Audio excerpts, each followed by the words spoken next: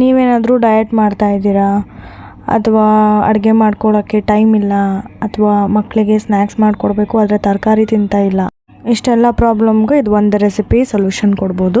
ಎಲ್ಲ ingredients ready ಇತ್ತು ಅಂದರೆ 2 ನಿಮಿಷದಲ್ಲಿ ಮಾಡ್ಕೋಬೋದು.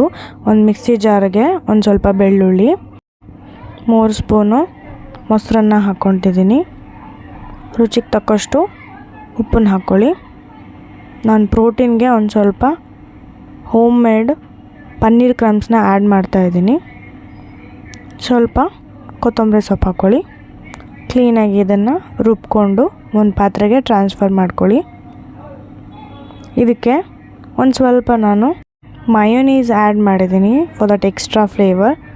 ಸ್ವಲ್ಪ ಚಿಲ್ಲಿ ಫ್ಲೇಕ್ಸ್, ಒಂದು ಸ್ವಲ್ಪ ಆರಿಗ್ಯಾನೋ ಹಾಕಿ ಒಂದು ಮಿಕ್ಸ್ ಕೊಡಿ.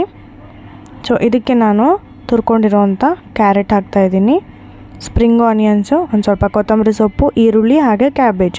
ನೀವು ಟೊಮೆಟೊ ಕೂಡ ಹಾಕ್ಕೋಬೋದು, ಬೀಟ್ರೂಟ್ ಕೂಡ ಹಾಕ್ಕೋಬೋದು, ಸೌತೆಕಾಯಿ ಕೂಡ ಹಾಕ್ಕೋಬೋದು. ಸೊ ಇದೆಲ್ಲ ಹಾಕಿ ಒಳ್ಳೆ ಮಿಕ್ಸ್ ಕೊಡಿ.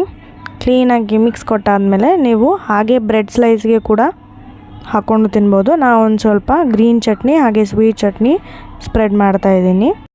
2 ಸ್ಪೂನ್ ಆಗುವಷ್ಟು ಸ್ಯಾಂಡ್ವಿಚ್ ಸ್ಪ್ರೆಡ್ನ ಅದರ ಮೇಲೆ ಹಾಕಿ ಅದರ ಮೇಲ್ಗಡೆ ಇನ್ನೊಂದು ಬ್ರೆಡ್ ಸ್ಲೈಸ್ನ ಇಡ್ಬೋದು. ನೀವು ಬ್ರೆಡ್ನ ಟೋಸ್ಟ್ ಮಾಡಿ ಕೂಡ ಅದ್ರ ಮೇಲೆ ಹಚ್ಚಿ ಕೊಡ್ಬೋದು, ಇಲ್ಲ ಹಾಗೆ ರಾ ಬ್ರೆಡ್ ಕೂಡ ಅದ್ರ ಒಳಗಡೆ ಫಿಲ್ ಮಾಡಿ ಇಡ್ಬೋದು. ಕುಕ್ಕಿಂಗ್ ಸ್ಯಾಂಡ್ವಿಚ್ ಇದು ತುಂಬಾ ಟೇಸ್ಟಿ ಇರುತ್ತೆ. ಒಮ್ಮೆ ಟ್ರೈ ಮಾಡಿ ನನಗೆ ಹೇಳಿ.